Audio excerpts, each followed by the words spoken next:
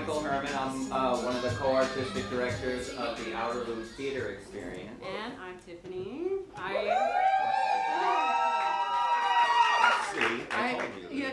It feels like a talk show. I'm like, get on my soapbox here. I wrote this thing, and so I'm really, really grateful that you're all here.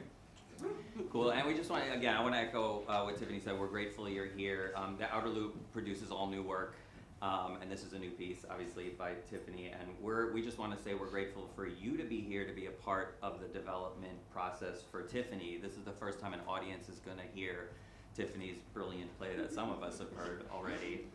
And we also just want to take this opportunity to embarrass Tiffany a little bit because this is the third project that, I'm sorry, I know you didn't know I was going to say it. So this is the third project that we've worked with Tiffany on in the last few years. And those of you in the arts and in the theater, and those of you who know Tiffany, however you know Tiffany, know that it's truly an honor to get to work with artists who are so kind and generous and truthful as Tiffany is, and I know that those of you who know her know that, and we would jump at any opportunity ever to work with Tiffany, so this for us is just such an amazing opportunity, and we're grateful for you to support her.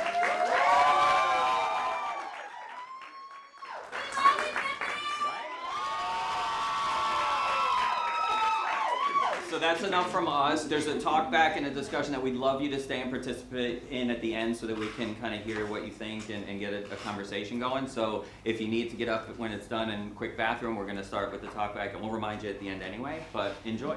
Yes, yeah. Enjoy. And please silence your cell phones. Thank you. Yeah.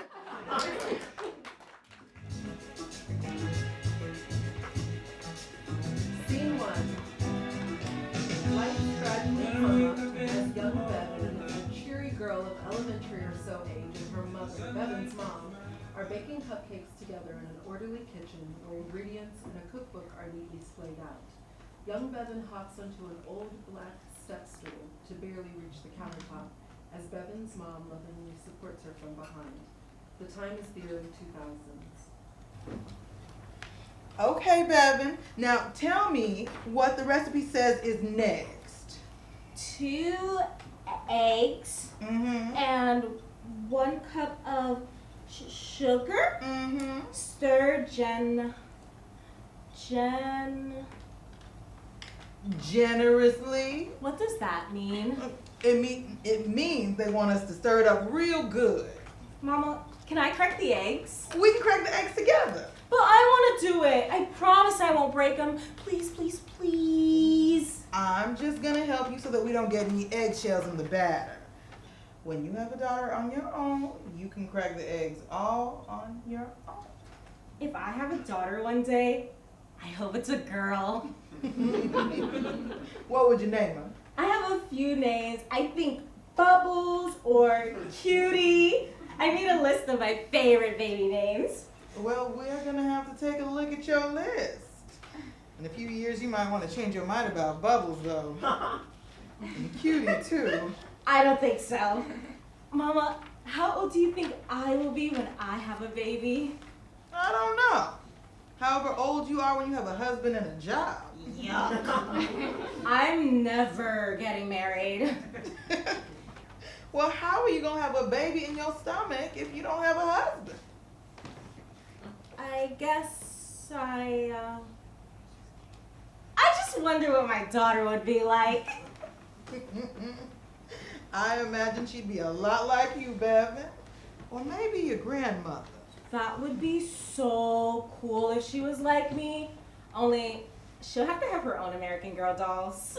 You'll be all grown up, so by then she'll be playing with your American Girl dolls that you've outgrown. Either way, you know how to share your toys, little missy. No fair. I want to be friends with her now. I don't want to wait till I'm a grown-up. And I don't want you grown up anytime soon. You got it? You are my baby forever. She attacks young Bevin with some tickles and they both have a laugh. All right, my silly girl, are you ready to crack these eggs? Yes, Mama. She picks up an egg from the carton and places young Bevin's little hand on top of hers. Ready? Bevin's mom prepares to tap the egg on the rim of the bowl.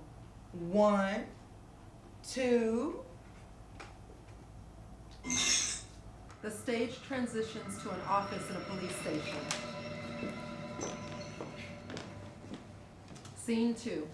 There's a desk with a clipboard, pens, stacks of paper and folders, a landline, a few chairs, file cabinets, a water cooler, and a trash bin. We're now in present day and it's nighttime.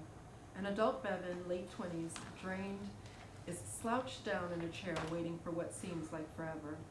Finally, a detective enters. Sorry to keep you waiting, ma'am. Bevin is fine. I'm not that old. Bevin did. No worries.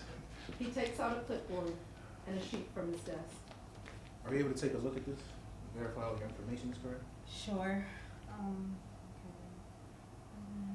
Yeah, everything is correct. Lovely. Thank you. Can I get you a water? Coffee? I'll take a water, please. Thank you. Is there anything you can remember about the incident? Anything like a height estimate, tattoos or scars? Anything physical that might stand out? I know you must be exhausted and scared, but I can assure you, you made the right move coming in. Not many people have the courage to do what you're doing. Well, I wouldn't have lived with myself if I didn't. Or with. Never mind. Maybe it'll help if I give you a moment of privacy. In the meantime, I'm gonna bring your paperwork to the lab and they'll start testing your kid immediately.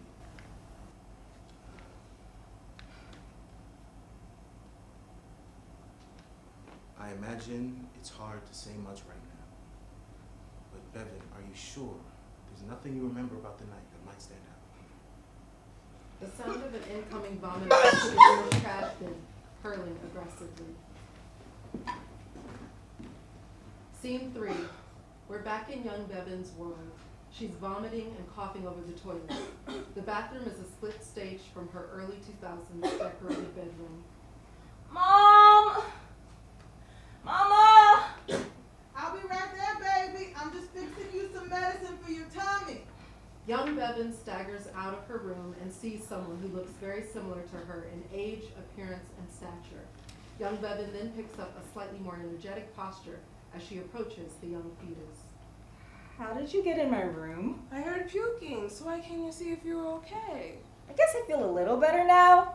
My mommy makes this drink for me. It's Homemade ginger ale. your mom too? Yeah. When I was a baby, I didn't like it then, but now I do. Do you know how to play MASH? No. But can you teach me? She pulls out a paper and some colored pencils. They sit on the floor together. So you have to write MASH at the top. It stands for mansion, apartment, shed, or house. People live in sheds? I guess, if that's what you land on. I hope I get a mansion or a house. Me too. Next, you have to write down the name of 4 boys that you like at school. Actually, one of them can be a celebrity crush. So just 3 boys. I'm gonna marry JC from NSYNC.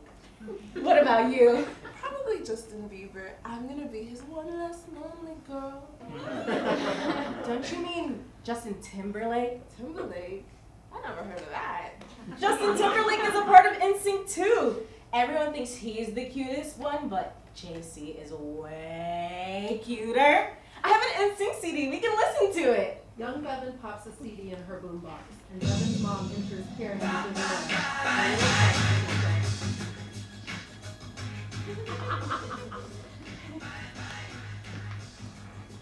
Bevin, baby, take it easy. You might feel sick again if you dance around too much. Come on. Yeah. I feel better already, see? She puts the cup aside, picks her up, and lays her down in bed.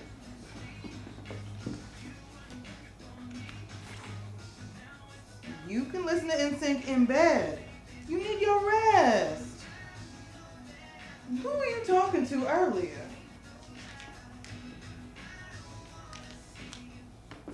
Scene 4. Back to present day. We're now in an OBGYN's office.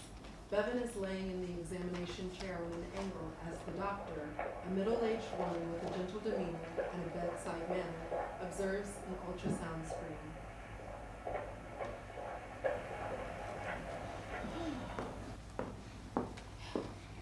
And you're absolutely sure? Yes, ma'am.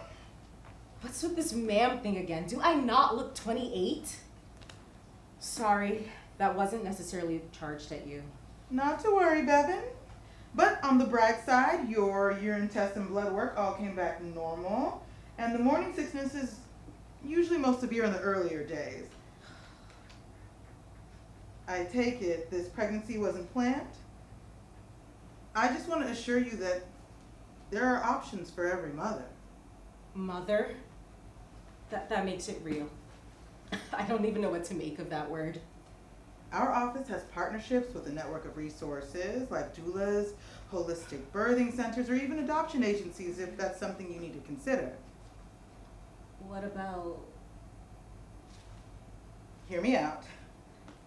Sure, it may feel like an unorthodox approach, but our office works with patients towards exploring every other alternative before considering that one. I see.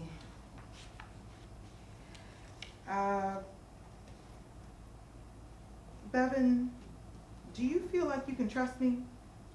There's no wrong answer. Oddly, I do. You don't have to take my word for anything. And I've never denied prenatal care to anyone who hasn't accepted our guidance, nor have I ever condemned them for their decisions. But I have been in this business for enough time to encounter more women than I'd like to recount suffer with regret. Once you do it, it can't be undone. A lot of people might support you through the process, but many times I've observed that people seem to be more committed to their cause than the actual people that those causes are supposed to help.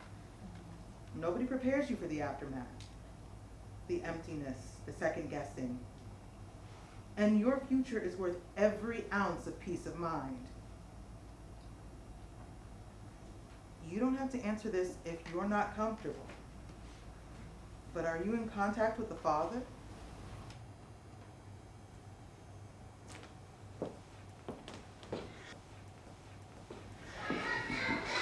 Scene 5. Lights up on a school bathroom. There's shorter than usual stalls, little sinks, and mirrors. Young Fetus, with the awkward walk of a growing preteen, but somehow also with a sense of confidence, wanders around the space. It's the 2000s.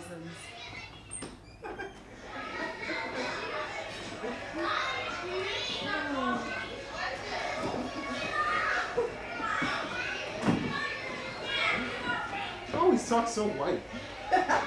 For real, you know you black, right? Let me see your iPhone, bro. You need to update your iTunes. I have all kinds of music on my iTunes. You be dancing like mad white too, though. I can't help how I talk, and I take hip hop at my dance school, so... Don't be so sensitive. My mom says she's just an Oreo. An Oreo? Yeah, white on the inside, black on the outside, like an actual Oreo. You get it? She even crying like a white girl. We just joshing you bad. Young Bevin is then pushed towards the sinks, crying in front of a mirror. Young Fetus, still there, walks from upstage towards young Bevin. She balls up a tissue from a toilet paper roll and offers it to young Bevin from behind. Those kids have no idea what they're talking about. I just need to be more black. She takes the tissue. Thanks. So things like not wanting to listen to Beyonce for every single song makes you not black? I do like Beyonce. I mean, sure, I love her in Destiny's Child. See, it means nothing. Wait, why did you specify Beyonce? Because she's always in the front? Oh, she went solo. How would you know? Oh, you came back! I always hoped you would come back. Of course I did. You can't get rid of me so easily. Are you coming to class with me? Do I have to? I hate school. I hate school too, but next period is just art. That doesn't sound too bad, I guess. Art teachers are weird though. Yeah, but Miss Z is actually cool. She also teaches the baking class and lets us hang out and eat the leftover sweets. A baking class. This school is fancy. Far from it. You have to try the pumpkin chocolate chip muffins that they made. The pumpkin is actually good. I didn't think I'd like it either, but you'll be surprised. I guess it would make sense that we don't like the same foods. You can, like, eat, right? Duh, I'm not like a ghost or something. I'm really glad you're here.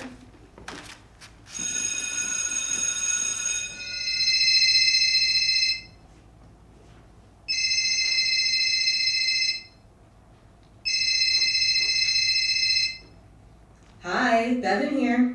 Sorry I missed your call. I'll get back to you as soon as I can, as long as you're not a telemarketer.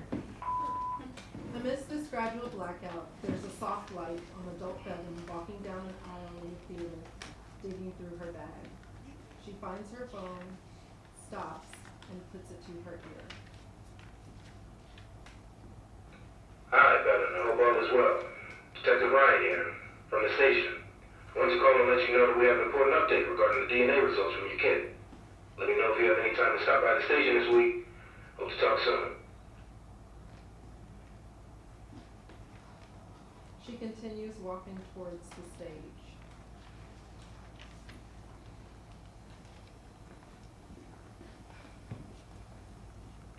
Scene 6. Lights up on the inside of a coffee shop. Present day. Bevin enters to find the guy, late 20s, sitting at a table with 2 coffees. You can cut the tension in the room with a butter knife. There's awkward silence for a little while, and then she sits down across from him. He gestures toward the coffee and hands her one, avoiding eye contact. She reluctantly takes it. I was surprised when you asked me to meet. You can't even look at me, can you? Bevin, I've had every intention of calling you. Yet you haven't? I didn't think you'd answer. Valid. I don't know, well, Guess what? I'm pregnant.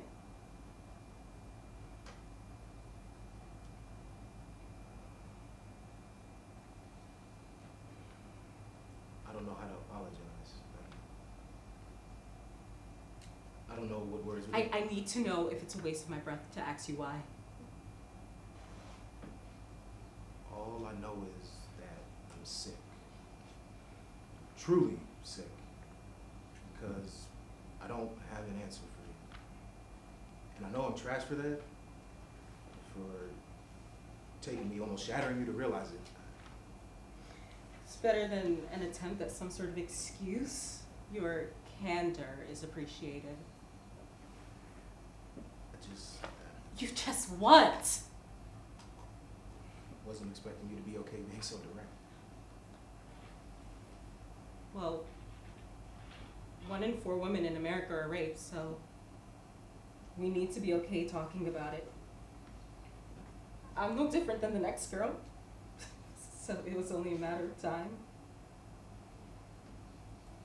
And your shame is not going to excuse you from this conversation.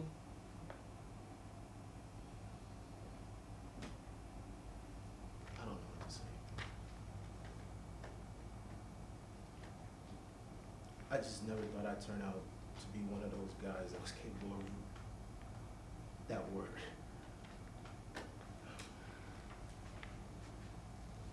I'll do everything to make sure you don't have to see me or hear from me ever again. Well, it's not like you're some sort of stranger that I can just try and forget about. You're you. You can't fix your way out of this one. And you'll have to live with that. I turned myself in. I figured. My forensic exams are ready. Well, I assumed since I got a call from the police station. Oh. What? Did you think I was gonna let you off the hook or something? No, not at all. I'm glad you did.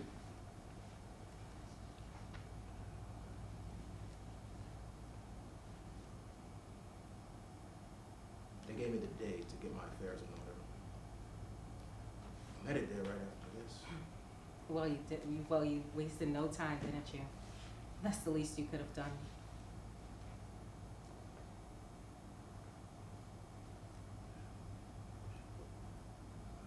I know it shouldn't be any of my business. But what do you think you'll do with it? I don't know yet. Either way, there's no easy way out.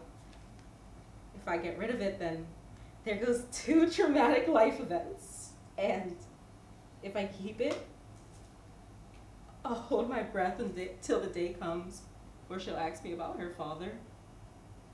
And then it will hit me just how bad of an example as I am as I attempt to raise somewhat of a good good-natured citizen.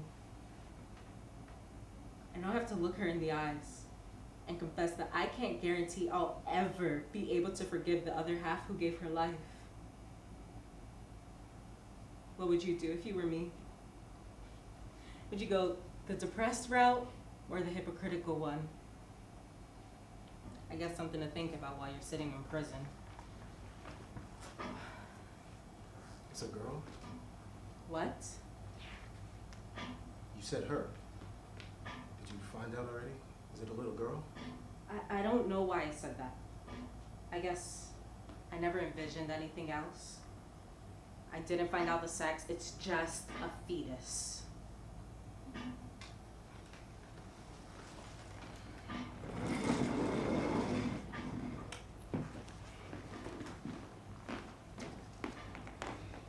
Scene 7. Lights up on a gymnasium set up with various targets. Bows and arrows are set on stage. Bevin enters in athletic wear and a backpack, just before tossing her backpack to the side. She measures out the right bow against her arm before putting on her arm guard and loading her bow with an arrow. She places more arrows in an arrow holder and clips it to her pants. It's the 2010s. All right, everyone. This is our final practice before our match against TBU this weekend. Let's aim strategically and work on steadiness, but have fun with it. Bevin cocks back her loaded bowstring to the corner of her mouth and shoots her arrow, very closely to the center of the target. Nice work, Bevin. Keep that up. Thanks, Coach. Just as Bevin preps her next arrow, an adult fetus with another striking resemblance to Bevin enters and finds her. No way!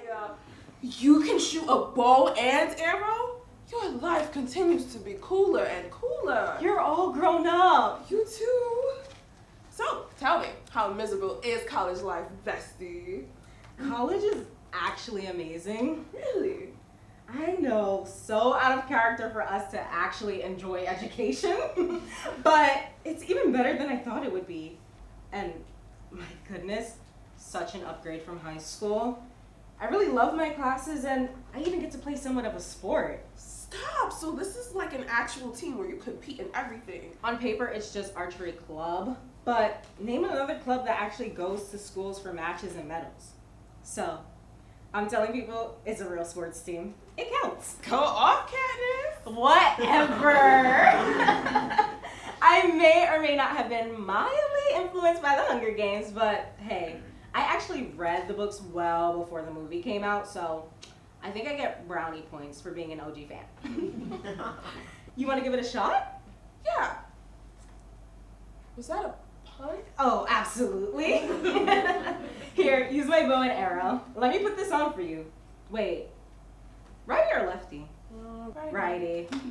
Duh, Bevin. Stupid question. She secures an arm guard onto Fetus's forearm. What is this for? It protects the inside of your arm. The strings rub against your arms a million times when you're shooting and can burn after a while. Oh, and put this finger guard on, since it's your first time. Now, stand just like me with your feet about shoulder width apart. Okay. The wing with the different color always goes on the inside and clips into the bow just like this. She clips the arrow on. Do I keep my feet planted this way the whole time? Yep, and your upper body will twist towards the target. Next, raise your bow arm up and stretch it out. This is heavier than I thought it would be. Your arm gets used to holding it after some time. I better wake up tomorrow with Michelle Obama arms.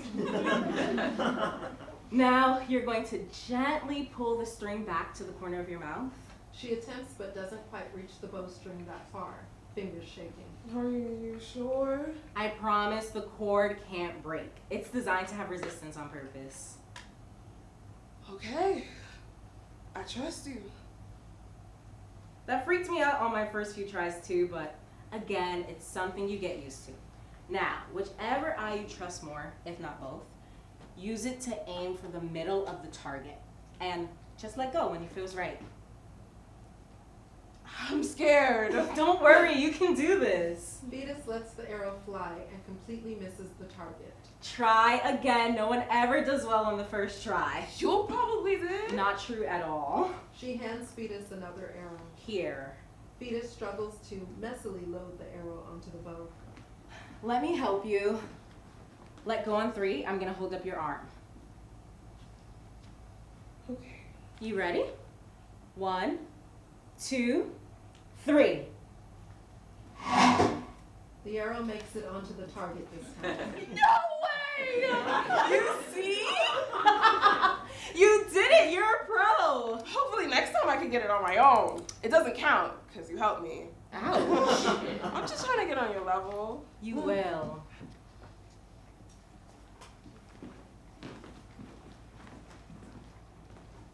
Scene 8. We're back to the same OBGYN where Bevin had her ultrasound in present day. The lights come up on the doctor who is there tidying up her office and preparing to leave for the day. Suddenly, Bevin enters. Oh, Bevin, what a surprise! It's nice to see you again. I'm so sorry. I must not have thoroughly looked at my schedule for the afternoon. Oh, I didn't have an appointment. Your receptionist said that you had no more patients for the day, so I figured I could try. Is everything okay? Physically, yes, all good. Everything feels normal. But you know how you asked me if I spoken to the fetuses? Well, I saw him. And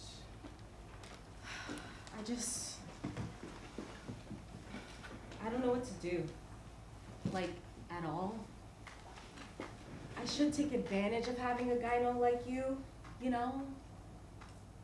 You know, girls like me, girls like us, don't always get so lucky with doctors in your field.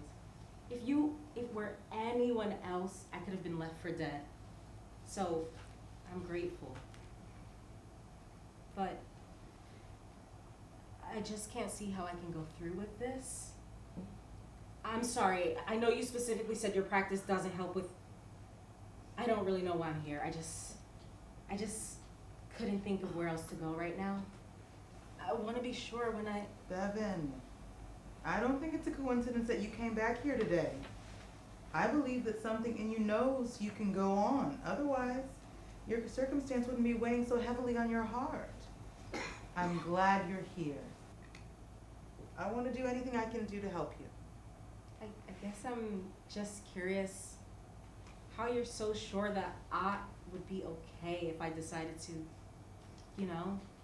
You hardly know me. I don't need to know much about you to recognize that you're a human being with emotions who may need support right now. And there may be a reason you're struggling to get the words out about him.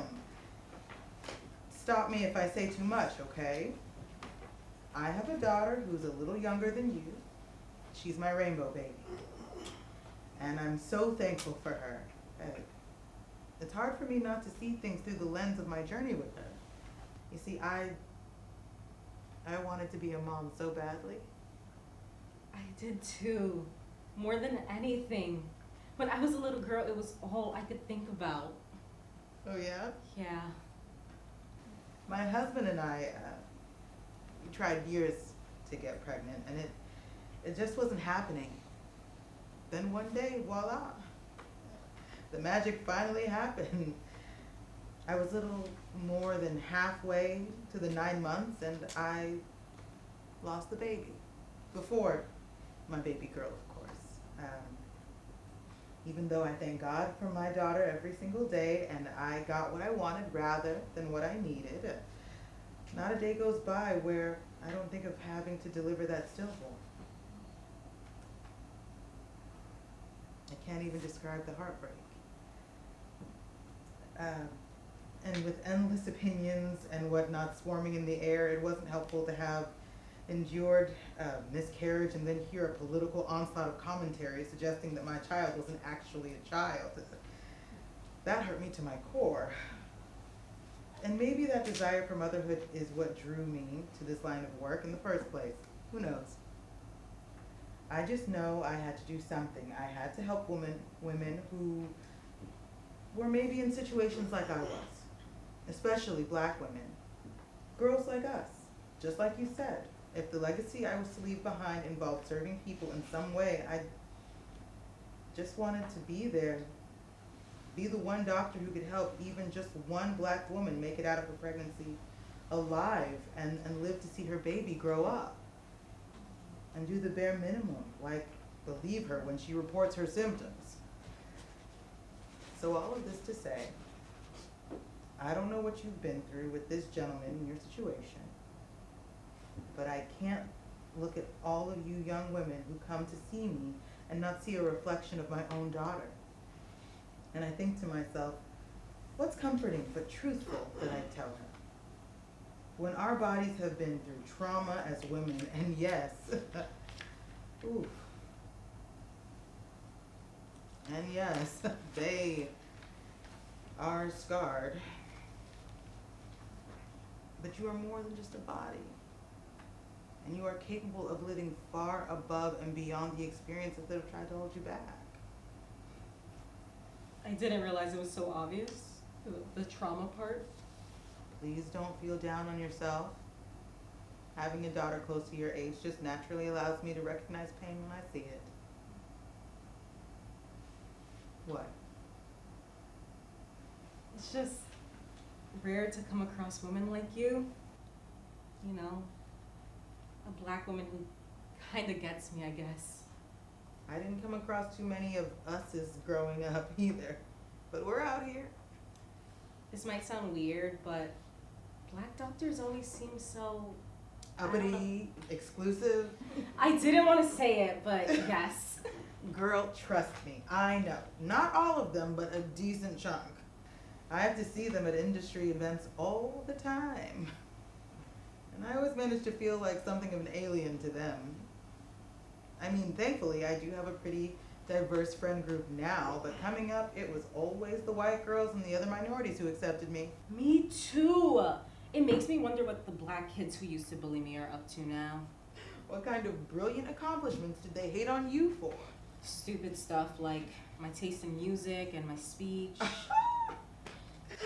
For me, it was always the dance moves. I had no rhythm whatsoever. I couldn't hang. If Black Twitter was around during my youth, consider me canceled.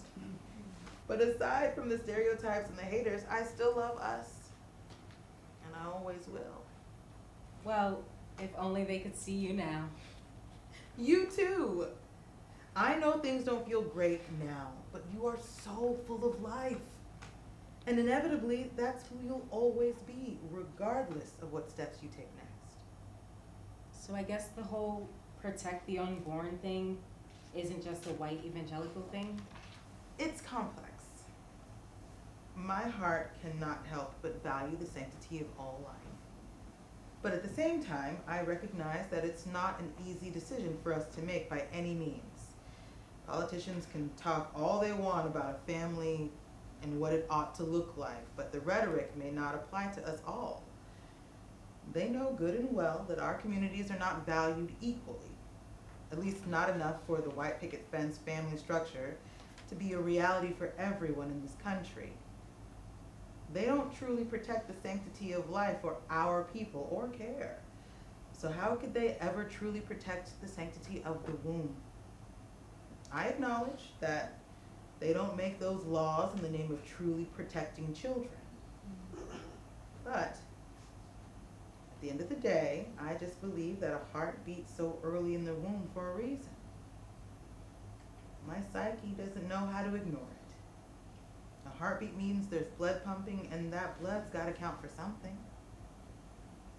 The commitment you have to being so sure is admirable. I wish there was at least one thing in my life I could be decisive about. Bevin, You're doing yourself a disservice if you let any sort of politics solely guide your decision. When so many voices got in my head after I lost my baby, I had to learn the hard way that once they know what you care about, they know how to control you and control how you think. The truth is that we're all being manipulated in some way. But what about my rights as a woman?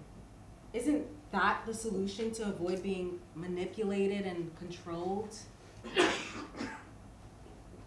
When I chose to develop my practice into what it's become, believe me, I was terrified of somehow erasing my sense of feminism. But many women have taught me that exercising our rights as women is not just found in the procedure itself, but in the choice. In a culture like this one, it can be easy to lose sight of that. Before you go, please remember this. Don't let them take away your shot to be the mother you've always wanted to be. He should be punished, not the baby. My office is a safe space. Don't you ever be ashamed to come back here if you want to, regardless of how you proceed. Can I ask you one more thing? Of course. When you were pregnant with your daughter, when did it hit you that you were pregnant? Like, actually carrying something. When did you feel it?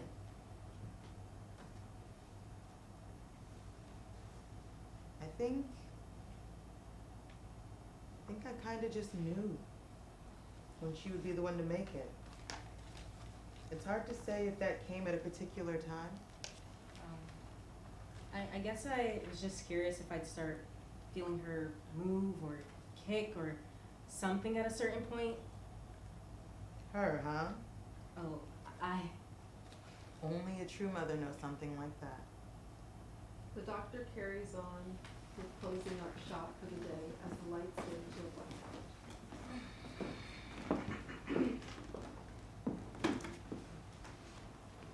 Scene 9. Lights gradually come up on an exam room in a clinic. There's a reclining exam chair with a pink medical gown folded up on the chair. Present day. Evan, yes. right this way. You can settle in this room. Whenever you're ready, change to the gown on the chair. Permission to be able to proceed right now. Thank God you're here. I knew you would know when to come back. I can't do this alone. You can. You can do anything you want. Let me guess, you've been pregnant before too? Actually, I haven't.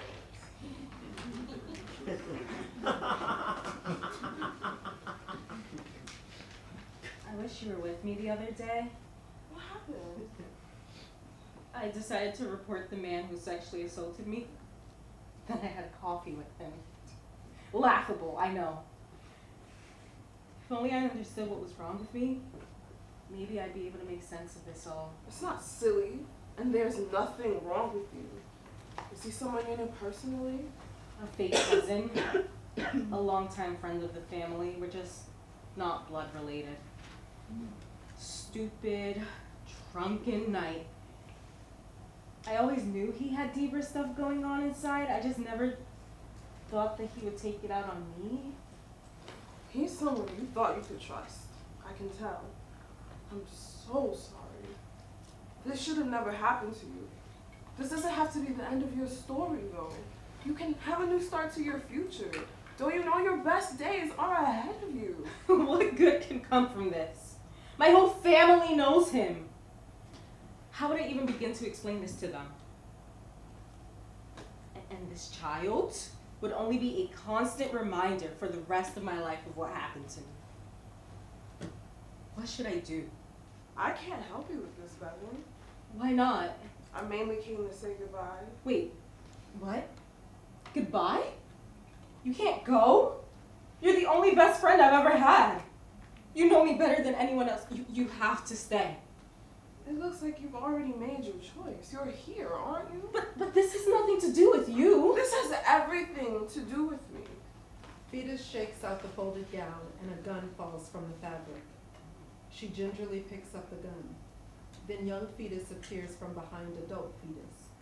Adult fetus tries to hide the gun as soon as she notices young fetus there. You said in that kitchen that you wondered what I would be like at your age. And you believed that we would meet. You meant it, and I felt it.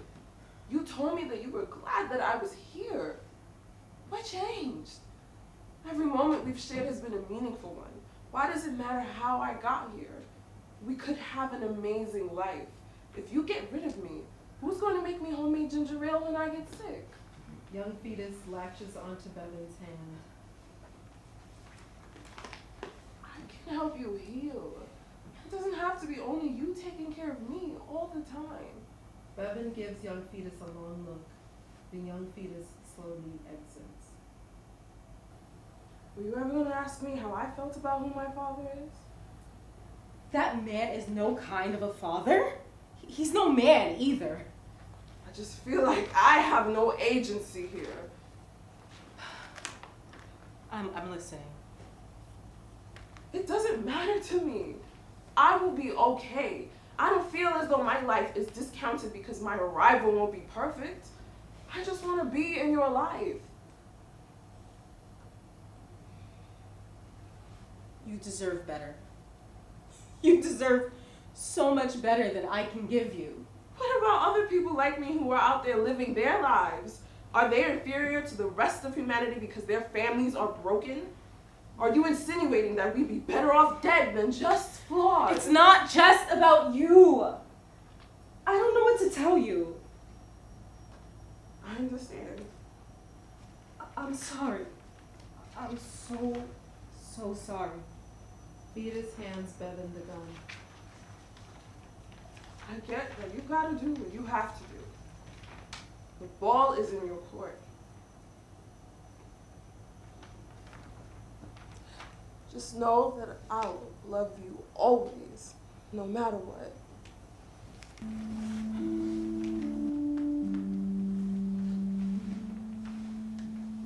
Bevin holds fetus up at gunpoint.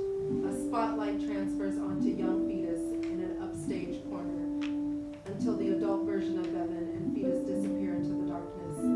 The doctor appears somewhere in the theater space with her purse on, as she appears to have left her office already. Young fetus directs her attention towards the doctor. I wish you could hear me. I heard every word you said in that room. You tried to save my life. You advocated for me in the most delicate way, and I'll be forever grateful for it. I imagine that you worry about whether or not you're able to get through to so many mommies, but I hope you know that your words mean something to me. I like to think that my blood does count for even that moment and hear it out loud. Knowing my mother, she will likely come back to you for emotional support. Just promise me you'll take care of her. She deserves the world. If I make it, I'll be sure to thank you in real life. The lights come back up on the stage. Bevin has now put on the medical gown, trembling with the gun in her hand pointed down at fetus. Dad, are you ready? I don't know.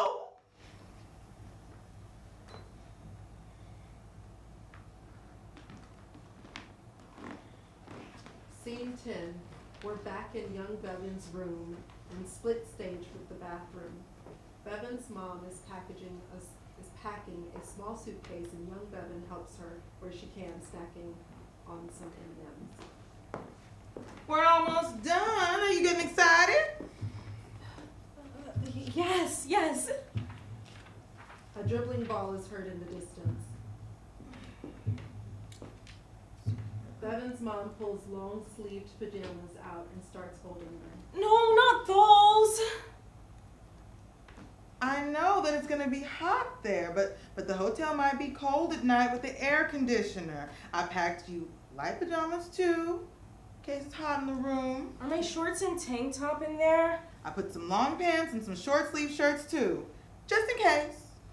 I'm gonna be the only kid in the whole Disney World without shorts. Why do mommies always think that kids are gonna get cold? It might be cold on the plane.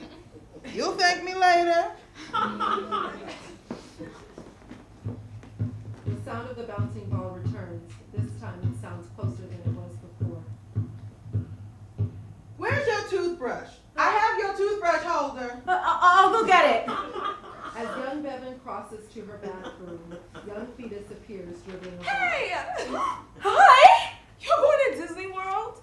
I've always wanted to go there. You're so lucky. Your parents never took you to Disney World. You want some M&Ms? Yeah. She tucks the ball under her arm and holds out her hands while young Bevin pours some out for her. Young Bevin then knocks back a few for herself. Then they chew. They're harder than I thought. If you put just a couple under your tongue for a few seconds, they'll melt in your mouth and taste so much yummier. Oh, what a cool way to eat M&Ms. It's the only way to eat M&Ms. Can you stick around? You can come with me. I don't even think anyone will see you. I don't think I can go with you. Why not? Because it won't be real for me. It'll only make me crave a normal life like everyone else, or at least a chance at one. You should just enjoy your trip. Does this mean you're leaving forever? I don't know yet. We'll have to wait a while and find out. What does that mean? Just promise me something. Anything. Just don't forget about me. Remember me exactly as I am. I enjoyed every moment of knowing you, and it means everything to me that I got to make your dream come true. Young Fetus tosses young Bevin the ball that she was dribbling. Her lips move to say more things, but we cannot hear her. She walks off stage. A softer light dims to young Bevin, who just watches her exit, standing still, holding the ball in her court. End of play.